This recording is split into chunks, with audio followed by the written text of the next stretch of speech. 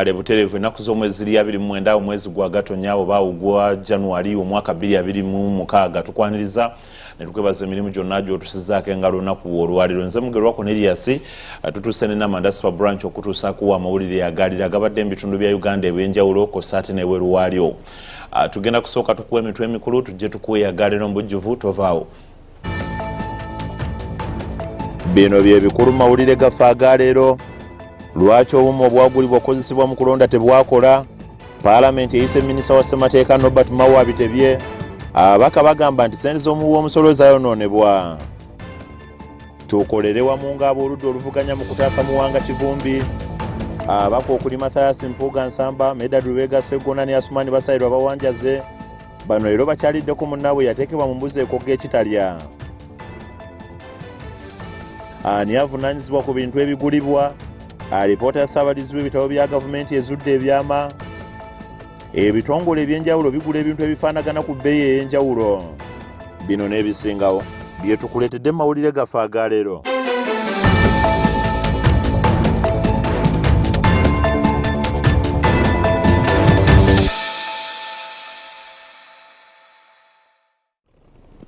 Kale KSTV Agaleero nze Mugerwa Conerious ne Namandasifa branch. Kakati Parliament eyise minisita avunaanyizibwa ku nsonga za ssemateeka n'obwenkanya Robert Mao ajja annyonnyole ku bumu obwagulibwa akakiiko k'ebyokulonda obumanyiddwa nga BVVK nga buno bwali bulina okukozesebwa mu kaseera ak'okulonda wabula ne bugaana ng'ate bwawementa ensimbi za Uganda ate nga ze ensimbi z'omuwi w'omusolo.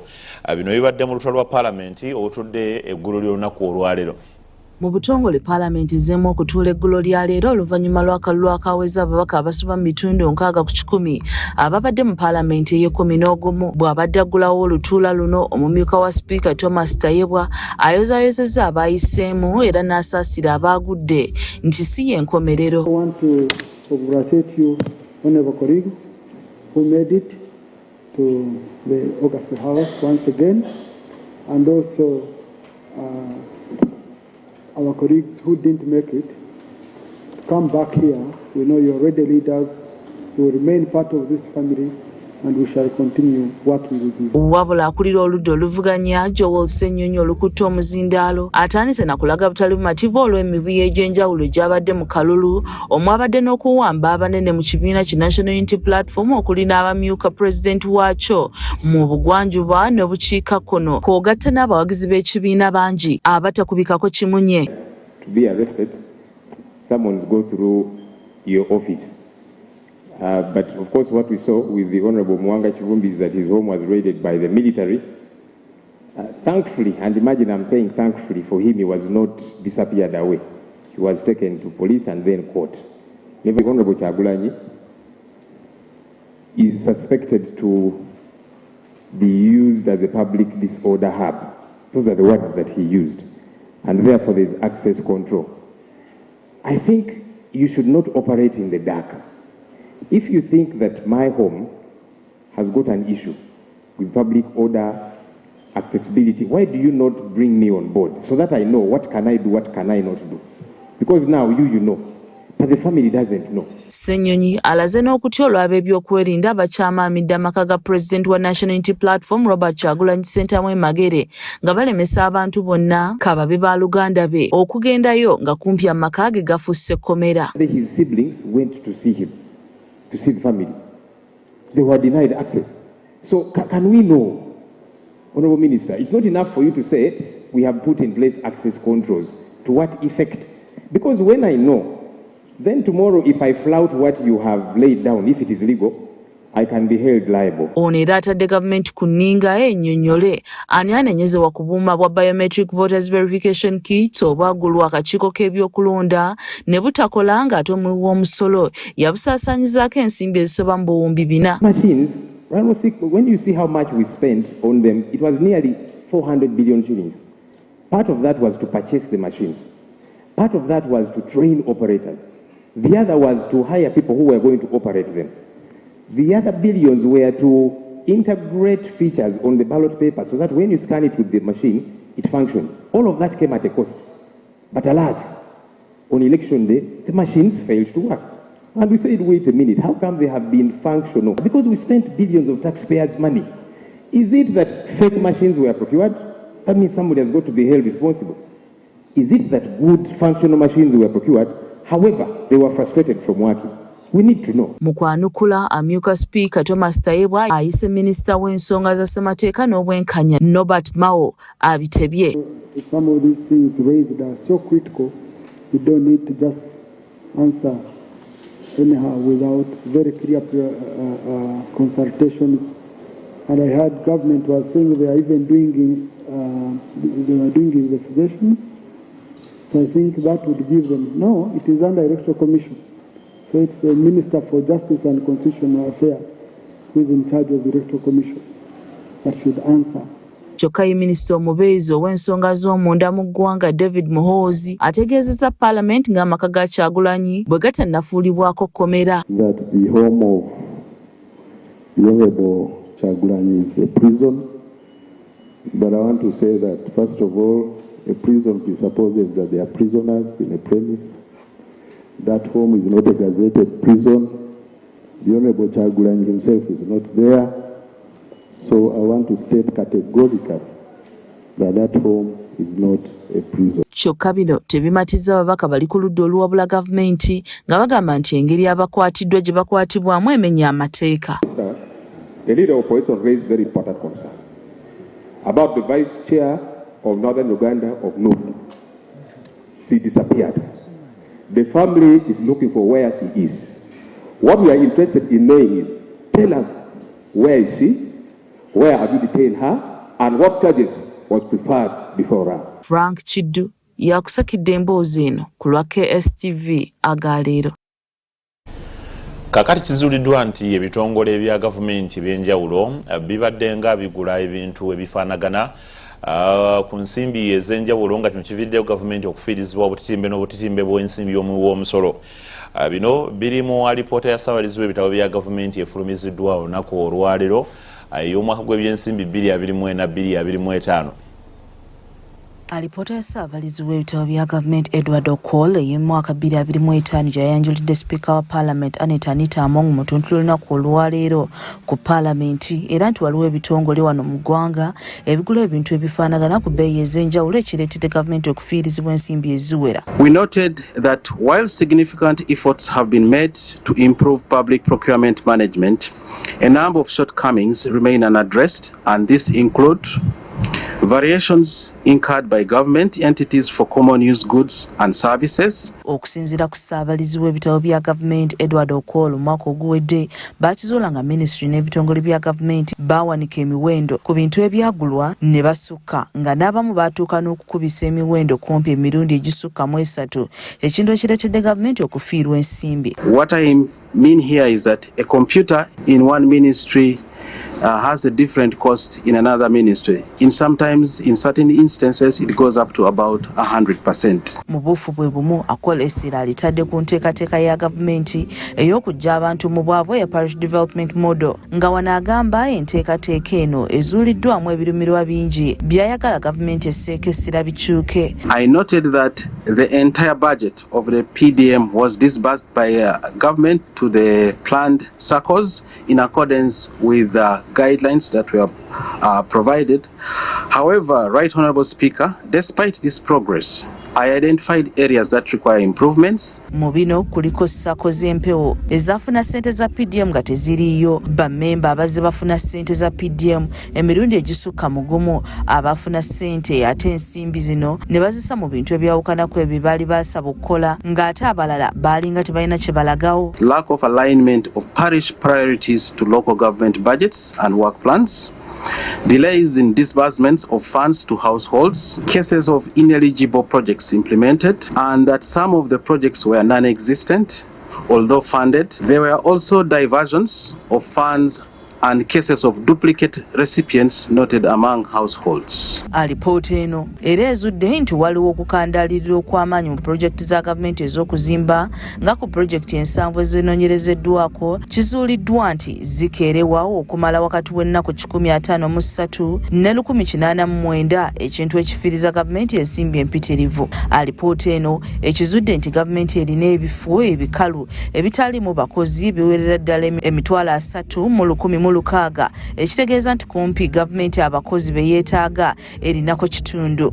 This includes staff shortages and insufficient transport fleet that affects our ability to audit remote areas, particularly under the Parish Development Model Program. Mu ngeri y'emu alipoota ekizudde nti wadde nga gavumenti ezeegula ebyuma mu malwaliro ag'enjawulo bingi tebikola olw'ensonga ez'enjawulo omuli amataba n'amasannyalaze agatamala mu bitundu ebimu wamu n'ebbula ly'abakugu. Management of government assets and management of equipment in regional referral hospital, just to mention but a few. Speaker wa Parliament Anita Amongo oluvannyuma lw'okukwasibwa alipoota eno akuutidde ofiisi ya Ssaabalirizi w'ebitabo bya gavumenti okulondoola ebitongole bya gavumenti ebikyusakyusa ensimbi Parliament z'ebeera ebawadde ate ne baziza mu bintu ebyawukana n'ebyo babeera baasaba kya gavumenti kye kivuddeko obuweereza obw'enjawulo obutatuuka ku muntu wa wansi. But the problem we have is the diversion of these monies.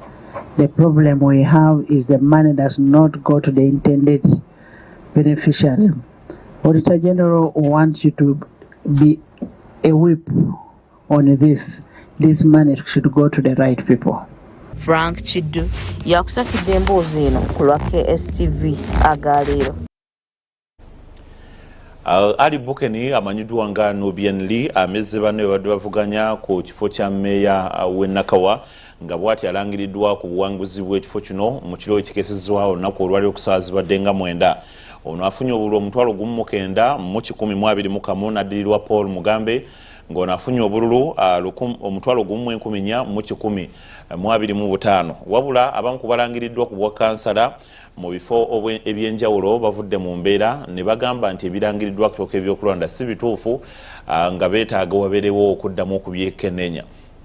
Mu kiro ekikeesezza olwaleero akulira akakiiko k'ebyokulonda mu Kampala n'emiriraano Jennifer Chobtuji alangiridde omuyimbi Ali Bukeni amanyiddwa nga Nubian Lee abadde akwadde National Unity Platform bendera ku kyobwa mmeeya wa division y'e Nakawa oluvannyuma lw'okumegga banne baabadde avuganya nabo ng'afunye obululu omutwalo gumu mu 9 mu 121 n'addirirwa Paul Bugembe n'obululu omutwalo gumu mu 10 mu 125 era bw'atyo akwasiddwa ebbaluwa emukakasizza wakati mu kuwaga okuva mu bawagizi be. I declare Bukeni Ali Nubian Lee, who has obtained the largest number of votes, to be the elected candidate for Nakawa Division Electoral Area, Kampala. Oluvannyuma lw'okulangirirwa Ali Bukeni ayogedde ku buwanguzi buno era n'ategeeza nti tebibadde byangu. Njagala okwebaza Mukama Katonda olw'okututuusa ku buno obuwanguzi.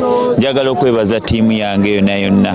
Buno obuwanguzi si bwange naye obuwanguzi bwaffe ffenna. Ono yeebazizza abamuyambyeko wamu n'abatuuze b'e Nakawa olw'obwesigwa bwe bamutaddemu. Abantu b'e Nakawa basiimye bakulembere naddala okubatuusaako obuweereza ofiisi y'obwammeeya bw'erina okuba ng'etuusa eri abantu b'omu Nakawa era nga bingi nnyo bye tugenda okukola. Ono ategeezezza ng'essira bw'agenda okulisa mu kutuusa obuweereza n'enkulaakulana ey'omuggundu eri abatuuze awatali kusosola. Tumanyi ebizibu bya Nakawa kubanga nnizaalwa ya Munakawa nkulidde mu Nakawa naye nga ngenda baweereza ate nga ndi munnankyukakyuka atagenda kwefuulafuula. Joel Ssenyonyi akulira oludda oluwabula gavumenti ayozaayozezza Ali Bukeni era n'ategeeza ng'ab'e Nakawa bafunye zaabu ku kifo ky'obwammeeya.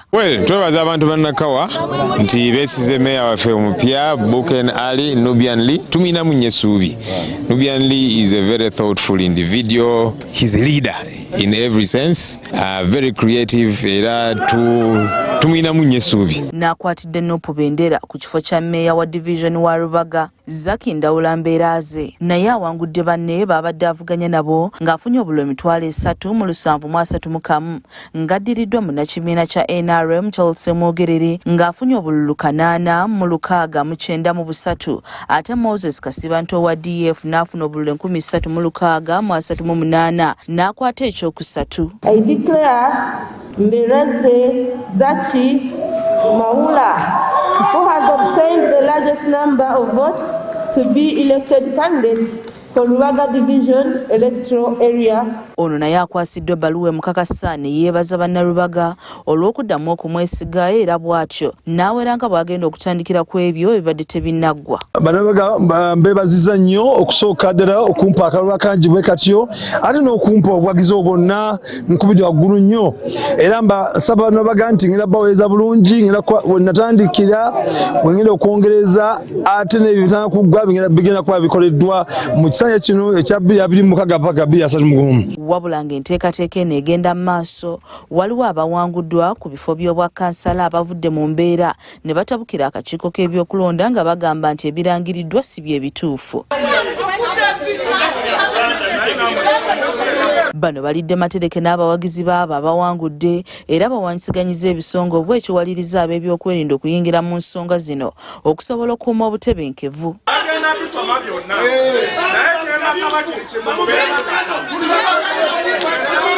Nga zikunukiriza okuwera ssaawa 11 ng'obudde bukya Kyobutujja ayisa abavuganya kifo ky'obwammeeya wa divisioni y'e Kawempe ng'embiranye ey'amaanyi ebadde wakati wa munnakibiina ki National Unity Platform Emmanuel Sserunjogi ne munnakibiina ki NRM Farouk Bulime.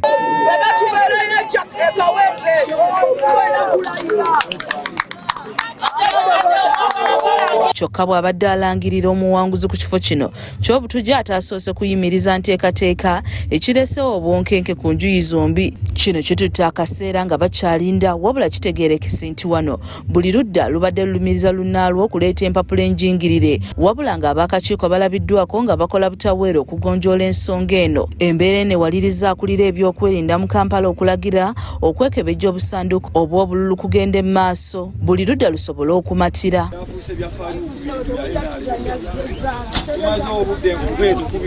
Oluvannyuma bagenze butereevu mu weema ewalangirirwa era ng'eno Kyobutujji yeekenneenyezza empapula nga zikunukiriza okuwera ssaawa 7 alangiridde Emmanuel Sserunjogi owa National Unity Platform ng'amezze banne n'obululu 23,715 ng'addiriddwa mu NRM Farouk Bulime ng'afunye obululu 1,883 era olumaliriza n'alinnya emmotoka ye ne yeeyongerayo.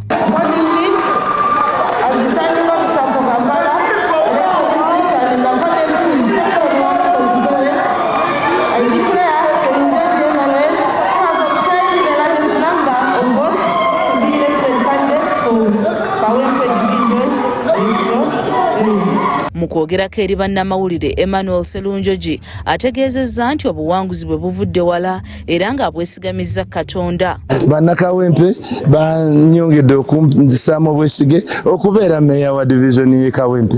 Kyabadde kyeraga lwatu kubanga era kyatandikirawo bannakawempe nga balina beetegefu okunsiima n'okunneebaza olw'ebyo bye ntuusizza ku Kawempe. Ono ategeeza nti watasobodde kuweebwa mpapula zimukakasa obwesigwa bwe abeesigamizza eri bannakawempe era wakugenda mu maaso n'enkulaakulana. Nze meeya abadde aweereza bannakawempe nga seebalira enguudo tukoze enguudo 56 emyala n'ebintu ebirala. Zawedde Hindu yakusakidde emboozi eno ku lwa KSTV Agaleero. Kale kakati mu kiro ekikeesezza olunaku olwalira akulira akakiiko k'ebyokulonda mu disitulikiti y'e Wakiso Robert Musinguzi alangiridde abameeya ba munisipaali ebbiri ezibadde zibulayo kwezenya ezikola disitulikiti y'e Wakiso. Musinguzi alabudde abakozi b'akakiiko kano abagambibwa okuba nti bandibanga beenyigidde mu kukyusakyusa ebyavudde mu kubalawo obululu era n'ategeeza nti singa bakola okunoonyereza ne bakizuula bano kakubajjuutuka. Musinguzi okwogera bino wasinzidde ku kitebe bw'abadde alangirira ebivudde mu kulonda nga bw'ati alambuludde ne ku ngeri y'okulonda kuno gye kutambuddemu. Mu kiro ekikeesezza olwaleero Tolbert Musinguzi akulira akakiiko k'ebyokulonda mu disitulikiti y'e Wakiso alangiridde munnakibiina kino Sserunkuuma John Bosco amanyiddwa nga Kaana Kambata ng'omuwanguzi ku kifo ky'obwammeeya wa munisipaali y'e Nansana awamu ne Sserunkuuma John Bosco Galabuzi ng'omuwanguzi ku kyameeya wa Makindye Ssaabagabo n'obululu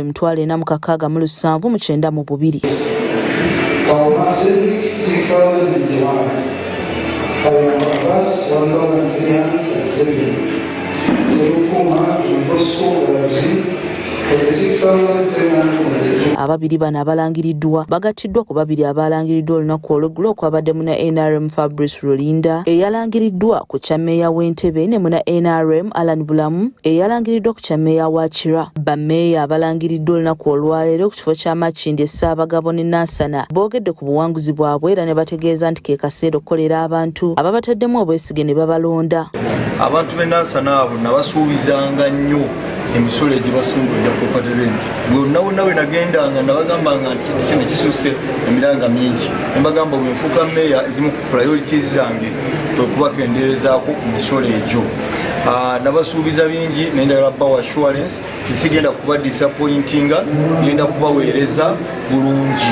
Kati n'abantu ba Ssaabagabo beesiimye ebintu jjajja byonna byaweereza okuva ggulu bigenda okutuuka nga tewali kwekwasa, tewali gamba nti ate ono alidde oba talidde, wabula tugenda kukola soke protecting against zaffe ate tusabe jjajja. Wabula eno waliwo abeemulugunyizza ng'ebibadde birangirirwa byawukana n'ebyo ebyaggiddwa mu bifo ewalonderwa ekiviiriddeko abamu okugoberwa wabweru. Akulira ebyokulonda n'asaba wabeewo okunoonyereza okuzuula ekituufu. Sinajjo nga Mwami Robert Musinguzi bitandika ofisa wa Kituli District nga ddala fomu zasoma okuva mu Masajja division yonna nga tezitalina nezetulina mu Makindye Ssaabagabo mu kalulu akawedde tetunnafuna ku police station eweza abantu 1,500. Police station yesize okubako n'abantu abangi yalako n'abantu 118 era twewunyiza nnyo Mwami Robert obulujjaabujja mu Masajja division bwawadde Mwami Kalabuzi owa NRM. Akulira ebyokulonda mu Wakiso Albert Musinguzi asinzidde n'alabula abakozi b'akakiiko bonna nti wagenda kubawo okunoonyereza ku babadde bakulira ebifo ewalonderwa nga singa waliwo azuulibwa nga yeenyigidde mu ky'okukyusa ebyavudde mu kulonda kajja mujjuutuka.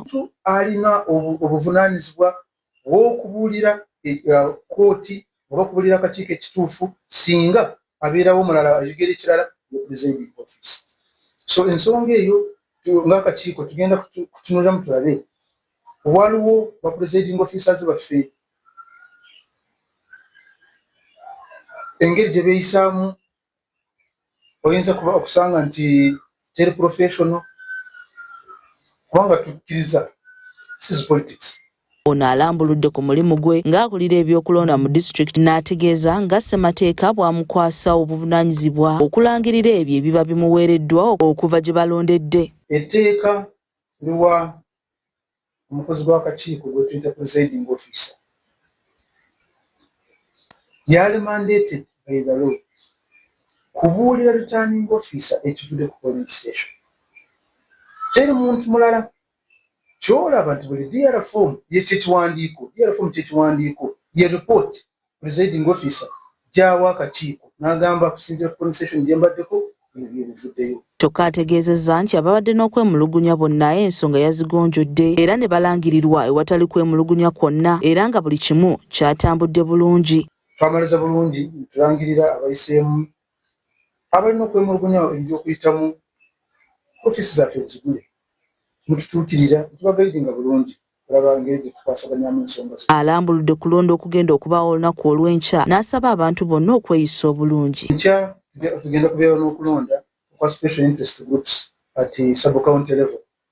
Bano be bavubuka abakadde n'abaliko obulemu LC3 mu magombolola agagenda kubeeramu okulonda kubanga waliwo we bayitamu unopposed. So okulonda okwo kujja kutandika nkya n'okuba separate ballot zizo naye bo babeera mu electoral colleges zaabwe it is not adult suffrage.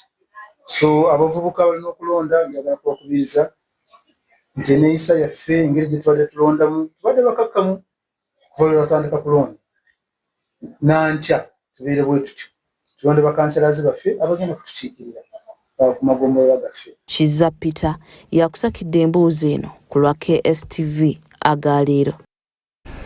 Kale dakika ziri 29 ezakayita ku ssaawa 2 ezakawungezi k'olunaku lwa leero. Nze Mugerwa Conerious ne Mandasi for branch amawulire Agaleero gakyali mangi. Tugenda kuwummulamu katono nnyo tukomawo tovaawo.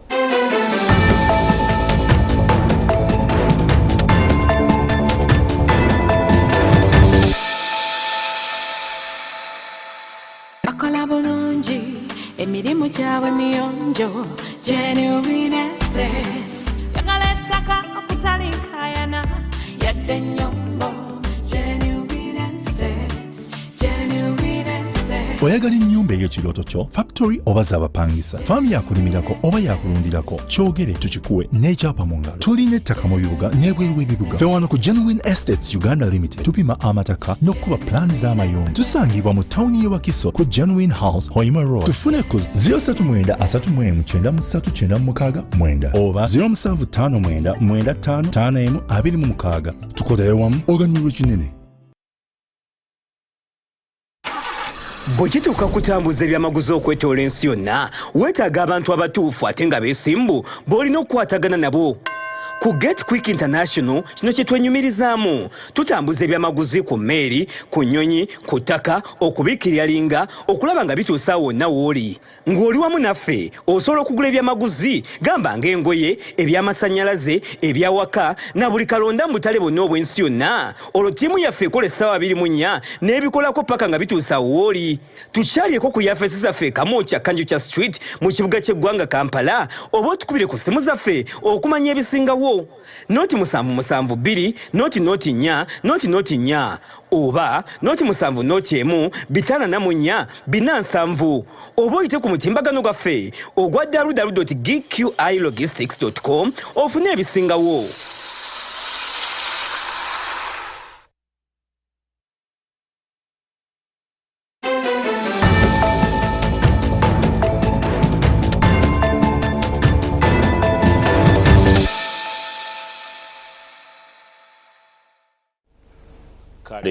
KSTV Agaleero tukomyewo n'ekitundu ekyokubiri nze Mugerwa Conerious Mugerwa branch kakati ekitundu kino ekyokubiri tugenda kukitandika n'ababaka ne banywanyi b'omubaka owa Butambala nga kati musibe nga kuba n'okuliko Medard Rubega Segona akali amaggwa kosa Mathias Mpuga Nsamba wamu ne Asumani basalirwa abamukyaliddeko mu komera gyali ekitalya. Bano bagamba nti newankubadde nga bali bawukanya endowooza z'ebyobufuzi ekibagatta bwa Sseruganda ebaludde nga balinanga n'olw'ensonga eyo bagenda kulwana okulaba nga munnaabwe afuluma enkomyo. Olunaku olwokutaano lwa Ssabbiiti ewedde amyuka akulira ekibiina kya NUP mu Buganda era nga ye mubaka wa Butambala Muhammad Mwanga Kivumbi yasimbwa mu kkooti esookerwako e Butambala n'aggulwako omusango gw'obutujju. Omulamuzi Deo Ssejjemba teyamuganya na kwewozaako olw'okuba nti omusango gwali mu buvunaanibwa gwali gwa naggomola mu kuzimbibwa mu Kaguli. Kivumbi talina munnamateeka yenna mukiikirira nga no kyawaliza n'omulamuzi okuwummuza kkooti lwakiri bannamateeka basobole okutuuka wabula bwagenda kuwungeera nga mpaawo alabikako. Omulamuzi Ssejjemba ono yamusindika ku alimanda mu kkomera ekitalya okutuusa ng'ennaku z'omwezi 3 omwezi ogujja. Olwaleero abamu ku banywanyi aba Kivumbi okuli omubaka wa Nyendo Mukungwe Mathias Mpuga Nsamba Asumani basalirwa owa Bugiri koso wa Busiro East Medal Lubega Segona akali amaggwa era nga bannamateeka bonna bamukyaliddeko mu kkomera gyali ekitalya. Kwogera bintu bitutwala mu maaso Honorable Mwanga Kivumbi tutaddewo tutya embeera emujja mu kkomera. Kati fe focus yaffe awegenda okubeera situli nnyo era situagala nnyo okumala budde mu bantu aboogera ebitujja ku focus eyo. Okusinziira ku Mpuuga newankubadde nga balina enjawukana mu mbeera ey'obufuzi tekibagisaako mukwano gwe balina mu kusooka. Ola kugamba nti ebyobufuzi bisobola okutwawukanya ku bwa Sseruganda bwe tuyina bwe tukuze bwe tububuse embeera muganda waffe gyalimu naffe abasibe ab'ebweru esobola otutuukako. Ekyo kyenjagala abantu ba Uganda bategeere naddala abantu ba Kabaka. Bano batuwulidde embeera mwali ne bategeeza nti ekiseera kino si kyakulwana ntalo wabula okulaba butya bwe bajja munnaabwe mu buzibu bwalimu. Kakati muntu agattako kuba ensonga ze tuzzeemu za mateeka. Kakati bw'oba toyina ttafaali lya mateeka ly'ogattako twandisabye eno leeni gye tukutte ogiveemu otusobozese tukole ogwaffe tutambulire wamu. Ekyomukisa omulungi nti mu nteekateeka eno teri gattako ttafaali naddala mu mbeera y'amateeka agaliddwa ebweru. Buli omu wa ddembe okujja okukola ki okutwegattako. Bagamba nti bakola kyonna ekisoboka ekiri mu busobozi bwabwe okulaba nga Kivumbi ava mu buzibu bwalimu. Mu nsi y'abalya mmere bayinza okitwalanga ekinene nnyo naye ku ffe kyekyo kyokolera muganda wo.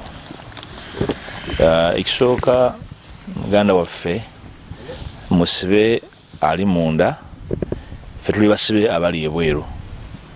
N'olwekyo ekyoyinza kitegeera nga olina level gy'otuuseeko ey'obumanyi n'ey'okutegeera naye n'ey'obuntu. Tujja kukola buli ekiri mu busobozi bwaffe tulabe nti munnaffe afuluma abeere ebweru akole bye tukola, akole emirimu gye egy'obwataata, akole emirimu gye egy'obukulembeze, abeere free. Nga basinzira wano bakubye omulanga eri yenna alina kyasobola okukola okubeegattako banunule munywanyi. Muwanga Kivumbi wakuzibwa mu kkooti ng'ennaku z'omwezi 3 omwezi ogujja okuwulira okunoonyereza bwe kutuuse ku misango egimuvunaanibwa. Brian Kiberu yakusakidde eggulye lino ku KSTV.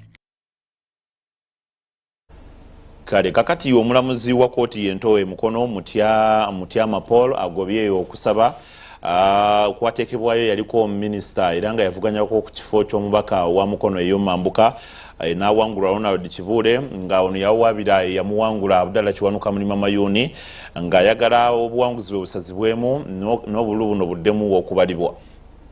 Eyaliko minisita omubeezi ow'amazzi Ronald Kibuule yaddukira mu kkooti ng'awakanya akakiiko k'ebyokulonda e Mukono okulangira mu National Unity Platform Abdallah Kiwanuka Mulima Mayuni ng'omuwanguzi ku kifo ky'omubaka wa Mukono North mu kalulu akaakubwa ng'ennaku z'omwezi 15 omwezi guno ng'ayagala obululu buddemu bubalibwe. Kibuule talabiseeko mu kkooti wabula ng'abadde akiikiriddwa bannamateeka be aba Chemonkes Bukenya and Company Advocates wabula nga ye Abdallah Kiwanuka Mulima Mayuni abaddewo okugoberera omusango ogwamuwawaabirwa wabula omulamuzi wa kkooti ente Mukono Mutyama Paul mu nsala ye agobye omusango guno n'ategeeza nti guli mu nsonga ya Simba ng'ate gwateekebwayo kikeerezi era ng'ensala eno omulamuzi agiyisiza ku kibanja kya email.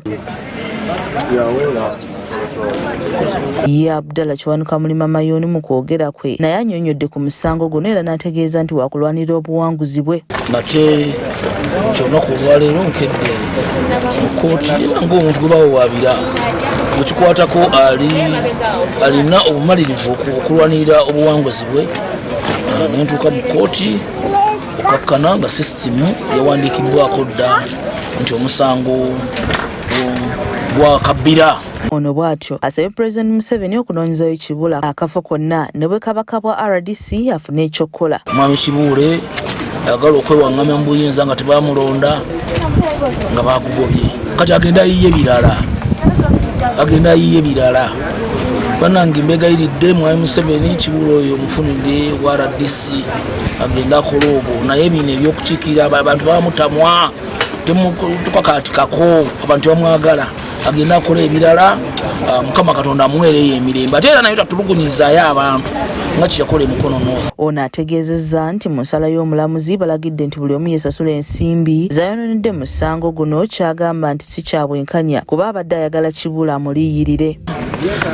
Yamufukuta offside asazeeyo buli sayidi yesasudde naye nibadde njagala nnyo nange ndi kuzize ku kifuba nga ziyita mu kkooti naye Mukama mulungi nti omulamuzi abadde wa kisa gy'ali n'atamugamba nsasule naye olulala addangayo nja mugwa mu lwabulago ajja kuzimpa. Abamu ku balonzi mu Mukono North nga bakulembeddwa mu kibuga Galabuzi Misaaki ng'ono ye mukulembeze w'ekyalo Katoogo beebazizza omulamuzi olw'ensala weeno kubanga bo bamanyi omuntu omutuufu gwe baalonda era ne bategeeza nti kati baagala mubaka waabwe gwe baalonda okubakolera bye bamusuubiramu. Kale okusinziira ng'ebibaddewo mu bantu baffe baddewo obunkeke bunene nnyo mu by'obululu buno naye nga okusinziira bwe omulamuzi nti asazira omusango bato omuntu yawangula alayire atandika okukolera abantu bave mu byokuneneŋŋaana bw'oba omanyi nti bakusinga sikiriza kubanga naffe ffennyininyini abantu obukiiko obusinga twesiibawo ne tuwangulwa nodde waka wona okola ebirala naye bwe wawangulwa muleme kutataganya abantu balala akalulu kaggwa tugende mu kukola tukolere abantu bafunemu obwenkanya buli omu gwe yawa amanye nti nawo ono gundi ebintu bigwalaawo buli omu asonyiwe munne nga bwe kyakola ki nga bwe kyali. Kaweesa Paul yakusakidde emboozi eno lwa KSTV Agaleero. Omusumba Professor Dr. Solomon Mwesige ng'asumba ekkanisa ya Good News esangibwa e Bulenga asabye abaweereza ba Mukama okwettanira enkola ey'okutondawo obubinja mu buweereza nga buno bwakubayamba okutuukiriza obuweereza Mukama bwe yabatuma. Ono obubaka buno wabuweeredde mu kufundikira olukuŋŋaana olumanyiddwa nga Access Convention olwatandise olunaku olw'eggulo nga lufundikiddwa olunaku olwaleero nga muno mwasinzidde era n'asaba n'abaweereza okwettanira enkola eya tekinologiya kibayambe okumanya ensi bw'etambula. Weziweredde essaawa 3 ez'okumakya nga motoka za Good News e Bulenga zibadde zimaze okusimba nga zirinda bulinzi okutwala abantu abagenda okubatizibwa mu bitundu by'ennakuwadde olunaku olwaleero. Musumba Victor Sebunyanga y'omu ku basumba b'ekkanisa ya Good News ategeezezza nti okubatiza bye bimu ku bintu bye tulabira ku Yesu Kristo ku lw'obutuukirivu n'okufuuka ekitonde ekijja. Bw'otunula mu byawandiikibwa, Yokaana omubatiza yali agaanye okubatiza Yesu nga Yesu amugamba nti yeetaaga okuba ng'amubatiza.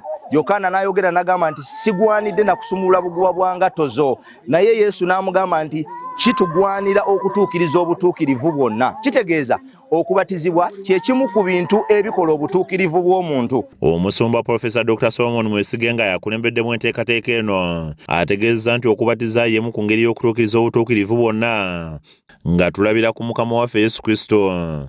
Yesu yayagala okubatizibwa, Yokaana n'agasigenda kubatiza, naye Mukama waffe n'agamba nti kiŋŋwanira okutuukiriza obutukuvu bwonna.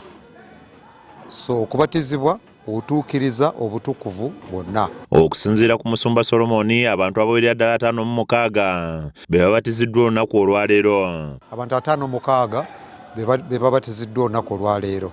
So twebaza Mukama kati ate tuzzeeyo mu conference. Oluvannyuma lw'okubatiza olukuŋŋaana olumanyiddwa nga Access Convention lweyongeddeyo era nga bw'abadde abuulira wamu n'okusomesa abaweereza. Omusumba Dr. Professor Solomon Mwesige nga yasumba ekkanisa ya Good News esangibwa e Bulenga akubiriza abaweereza ba Mukama okutondayo ebibinja by'abantu abali ku lusegere nga bano baakubayamba okukuza obuweereza. These were close. Bano baali ba ku lusegere. He would take them when he is going for deeper warfare or prayer. Yagendanga nabo ng'agenda buziba mu kusaba oba mu lutalo olw'omwoyo. These three had secrets that others didn't know. Bano abasatu balina n'ebyama bya Yesu abalala bye baali tebalina. They saw things like the transfiguration. Baalaba ebintu ng'okuwaanyisibwa okwa Yesu. When Elijah and Moses came. Eriya ne Musa bwe bajja gy'ali. On the mount when they were up there. Ku lusozi olw'okukyusibwa bwe yali nga bali waggulu. These guys saw. Abaami bano baalaba. Others didn't. Abalala tebaalaba. But they were part of the team. Naye baali kitundu ku ttiimu. And I pray. Era nsaba. Find a team ntifuna team of people that are close to you. Musumba Solomon agamba nti obuweereza kuzuula abantu b'osobola okulukuta nabo ne mutuukiriza omulimu gwa Katonda. Ministry obuweereza is identifying the people that flow. Kuba kuzuula abantu be mukulukuta nabo. Can I hear an amen? Kampulira amiina. And I said you are a leader in. Era nagambye nti oli mukulembeze. Action, not. Omukozi so si. Not position. So see you remember that? Kijjukira ekyo. So give people responsibilities but bring them close. Abantu bawe obuvunaanyizibwa ne basembeze kumpi. Tell them not to fear you.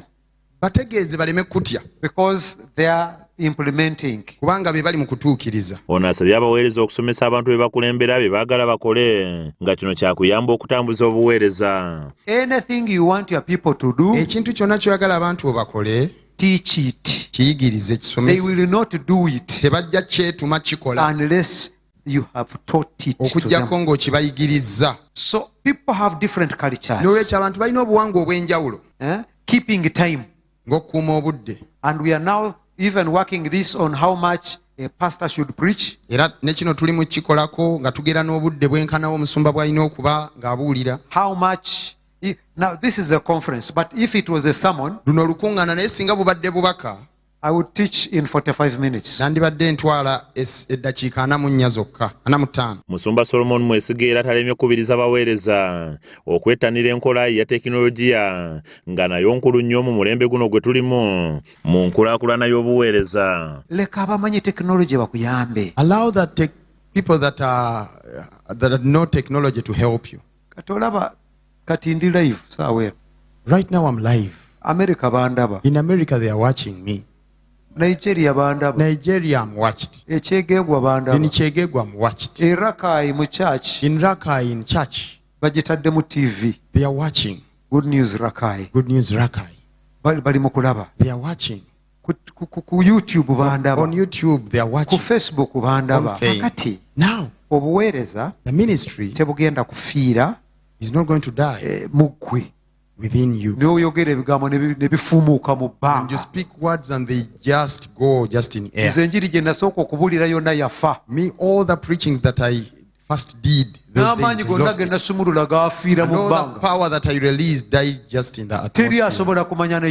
No one can ever tell what happened. They became born again. Where in those days you also see what was there. So effective today. The pastor from Rengwe. Do you have young people in your church? Do they have smartphones? Go, make a committee, young people come. Put me online. Conerious Mugerwa, KSTV Agaleero. Kale kakati ngegwanga lituse ku mitendera ejidire egisembayo mu kulonda kw'omwaka guno abakulembeze abakadde abadde mbife ebyenjawulo abasinga basuuliddwa ettale nga bano bamegeddwa nga abakulembeze abasinga abalondeddwa abapya mu buweereza. Tusazeewo okwogerako ne bannayuganda ab'enjawulo batubuulire lwaki ensonga eno eri bweti era nga bangi bawadde endowooza zaabwe. Mu district ya Wakiso tutunuulidde abakulembeze ku mutendera gwa Parliament, gavumenti z'ebitundu okuli bammeeya, bassentebe ba district ne munisipaali n'ebirala ebyakalondebwa nga bino bangi ku bakadde ababivaddeko tebaziddwa mu buyinza newankubadde nga babadde b'amaanyi gamba ng'omubaka wa Busiro East Medal Lubega Segona, omubaka wa Kira munisipaali Semujunganda n'abalala bangi. Abantu betwogeddeko nabo bategeeza newankubadde Wakiso ebadde emanyikiddwa okukulembera ab'oludda oluvuganya wabula ku mulundi guno NRM nayo yeeriisizza nkuuli kuba otunulira abakulembeze abaalondebwa mu kkanso ya Wakiso ey'abantu 105 73 ku bano ba kibiina ki NRM. Ekibuga kyonna tukipeyintinze yero okuviira ddala ku meeya paka ku kansala asembayo bantu bonna ba NRM ate era tusuubiza kinaakalulu akajja aka LC3 nako mukama akatuwa era tusiige yero. Muna NRM nga kansala omukyalo wa munisipaali y'Entebbe Sherry Kalyebale agamba ekiwadde NRM enkizo okweddiza Wakiso entalo ezizezeeyo mu kkanso y'ekisanja ekiwedde nga ziva mu bannakibiina ki National Unity Platform. Kulwana kwokka kwe kubaddewo nosanga nga speaker alwanagana ne chairman ebitatuwadde credit. N'olwekyo nze ndowooza nti ekyo abatuuze abatulonda si bye batulondera okukola era bwe balaba nga tubikola kyova olaba bakyusizzaamu n'obusungu obungi kubanga batulonda kuweereza ate mu kulwana temubeera buweereza ekivaamu ne wesanga nga tetupafominze nga bwe twandipafominze. Baganda baffe ndowooza kyebavudde basalawo abantu balonde NRM kubanga bagigezezzaako bagirabye ng'ekola ate era bajongedde obuweereza wabula baba mu bagamba ku mitendera egy'enjawulo ogwasooka gwali gwa muyaga gwa bibiina bya bufuzi nga ku mulundi guno abantu balonze abo abanaabagasa nga bwe balambulula. Ensonga ya muweereze oyo alondeddwa mu kibiina abadde atambuza atya emirimu gye tekiri ku kibiina kiri ku muweereze oyo aweereddwa obuvunaanyizibwa bw'ekibiina. Abamu tebayina baweereddwa kaadi z'ebibiina naye ng'obuvunaanyizibwa bw'okuweereza abantu bw'amazima tebabulina. Nawankubadde nga bangi baguyise muyaga wabula abalala bagamba nti bangi babadde beenoonyeza byabwe nga n'abantu babalaba era nga kano ke kaseera ak'okubeesasuliza. Bakansala bangi bawa bajja ku bibiina ebyenjawulo naddala NUP obukozi bwabwe oba obuweereza bwabwe bwadde bunafu. Bongerako nti bangi baagana okozesebwa ebibiina ensobi nga babawa abo bye baagala naye nga mu kulonda kuno bannayuganda balonze abantu be baagala era nga be basuubira nti banaabakolera. Conflicts eziri mu bibiina oluusi omuntu ayinza okuba bamuwadde kaadi naye ate nga talina busobozi bulabika kutwala kitundu ekyo mu maaso ate nga abantu bo balina gwe baagala kati nolabera ddala nti nno oli bwajira ne bamugamba nje independent nga bamajja muwadira era yensonga lwaki kulaba nti nno omuntu balekawo bwa kaadi oba ekibiina gwe kitaddeko stamp bo ne balonda omuntu gwe bagala n'abaweereza mu kitundu kyabwe. Basinziddewo ne balabula abapya baweereddwa obuvunaanyizibwa okutuukiriza ebyo bye babatumye okukola bwe banaabeera bakyayagala okubongera ekisanja nga kino ekiweddeko. Bw'otunuulira ebifo eby'enjawulo byonna abakadde basikiziddwa abapya ekiraga nti enkola y'emirimu naye ejja na nkuba mpya. Bannakibiina kya NRM basabidde President Museveni era ssenkulu w'ekibiina kyabwe okubawa obuyinza n'abo abataayiseemu okuweereza batuukirize ebiruubirirwa by'ekibiina. So twagala obbasaba ku luno nga bwe bagenze batuyambe buyambi kuba eno gavumenti ya President Museveni yakukola ate kino ekisanja kyakukola newankubadde ab'NRM tetukiyingiddeemu nnyo kitwaliddwa abanuupu yakukola batuyambe bakolere abantu tuleme obutakola ki obutajulirira. Eggwanga lyolekera emitendera egidirira egisembayo okulonda obukulembeze obw'enjawulo. Tukubye ttooki mu kiviiriddeko abakulembeze abasinga obutakomawo mu bifo byabwe eby'obukulembeze okuviira ddala ku mutendera ogw'aba MP okutuukira ddala ku bakansala aba wansi. Nze Kiza Peter, KSTV Agaleero.